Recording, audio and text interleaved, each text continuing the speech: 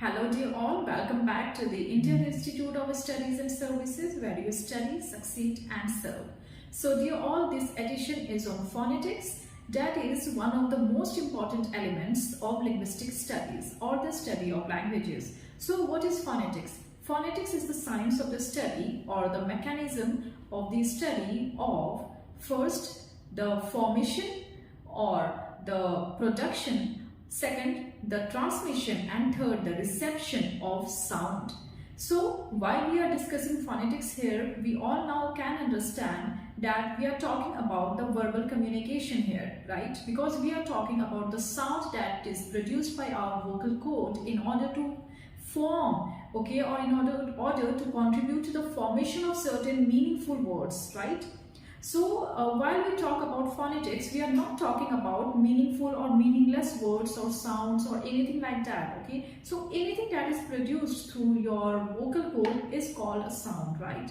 So the production, transmission and reception, what are these three key words in phonetics, right? So if we study these three key words, let's talk about the first one, that is the production of the sound. So the production of the sound comes basically from the mind, okay? Either it is voluntary or involuntary. For example, if you are in pain then and you are screaming, shouting and crying, then it may not be voluntary, okay? Means it may not be deliberate and you may not be thinking that, okay, you will be shouting like this, screaming and crying like this. You are suffering from pain or you have seen something very funny or your friend is cracking a joke and you are smiling or laughing, then these come under involuntary actions maybe, right? And or can be voluntary as well, okay? So the intention with which you're producing a certain sound, okay, comes under the study of phonetics. So the intention is so very important when we talk about communication, okay? So the intention of the center of that particular sound from the vocal cord or that particular word, okay, produced by that particular person, okay, who acts as the sender of the message during that communication procedure. Then comes the transmission. So in our classroom lectures, while talking about the transmission of communication or transmission of message, we see that there can be various transmittory equipments or tools which can be used. For example, it can be telephone, it can be television, the internet, social media, or even the books, for example, the letters, diaries, whatever we write. Even the blackboard in our classroom is an example of the transmittory equipment which is used for the transmission of message, okay? So here in phonetics, if we talk about transmission, it is the channel through which the message or the sound is produced, and the channel through which the sound is basically transmitted to the receiver, okay, to the receiver of the message. So the transmittory channel in this case of phonetics can be anything. It can be the air through which sound travels. So sound travels through air, we all know, right? Or it can be anything and everything. It can even be your intention through which you are producing a particular sound, right? So that intention can also become the transmittory equipment. For example, there is an atmosphere of of playfulness, fun and jokes, right? So this can also become a transmittory channel, okay, through which that particular sound is produced and transmitted, right? So this atmosphere of playfulness or sadness, right, or the atmosphere of seriousness, these all are the examples of transmittory channels, right, through which the message is delivered, or the channel which is used by the sender and also the receiver to receive the message. Now comes the reception, okay? So under phonetics, if we talk about phonetics, reception is again so very important.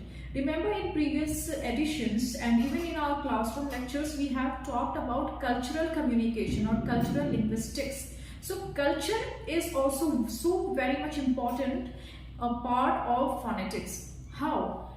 For example, a particular sound is produced, okay, by a particular person, okay, who acts as the sender of the message, but that particular sound may or may not be acceptable or even intelligible. Intelligible means understood, okay, by certain group of people belonging to a particular ethnic group, right, or belonging to a particular cultural group.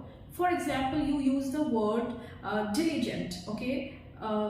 She is very diligent, okay, or he is very diligent. Diligent means intelligent, right? But there can be a particular group of people, say the children of class 2, and you are talking to them and you are using the word diligent, okay. So you have already uttered a particular sound, uttered a word, okay, diligent, but then the population which you are addressing, okay, that population is not able to grasp the meaning of the word diligent. So here communication is not effective. So this is not an example of an effective communication. So reception of phonetics again, or reception of the message, or the reception of sound, is so very important in the cultural as well as the social context, right? For example, certain sounds, okay, groups of sounds or words may be offensive for one particular group of people, okay, or population, but it may not be offensive for another group of population, right? Or it may be very much welcome for another group of population, but not for the other group of people, okay. So here reception is very important in the socio-cultural context, and therefore under linguistic analysis or the study of language, we study phonetics, okay, and also we analyze the various forms of cultural phonetics as well as cultural linguistics, right? Because not all sounds, not all languages, not all words, phrases and sentences are suitable or welcoming for each and every group of people or population. Language per se is nothing like universal, okay, because there are certain dialects which are not written, okay. I mean, not certain, actually all the dialects, right? We don't write the dialects, we can write the language. So what to do with those dialects? Don't we use the dialects? We still use the dialects, right? For example, you go to any some tribal zone, tribal state, say, of our country or outside the country, you will find various dialects which are used in the procedure of communication, right? So for a person who does not know or understand that particular dialect, for that person it is a mere sound, okay. It is not a combination of structured words, phrases and sentences. Why? Because you simply don't understand it, right? So it is just sound. So we have to understand the the reason behind why we need to be culturally and socially conscious about language, linguistic studies, and also we have to study phonetics as part of the linguistic analysis of any language, right?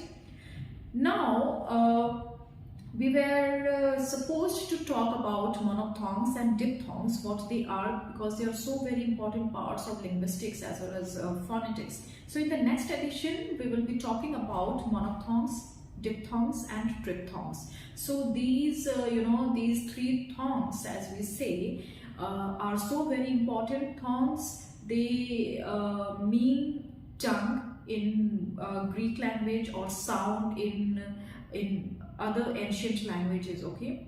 So what are monophthongs? Means sound or tongue. Tongue and sound, they can be used synonymously here. Diphthongs and triphthongs we'll study in the next edition, and also in our classroom batch we are already studying phonetics and these three thongs. So see you in the next edition. Till then, have a nice time ahead and stay blessed. Bye bye.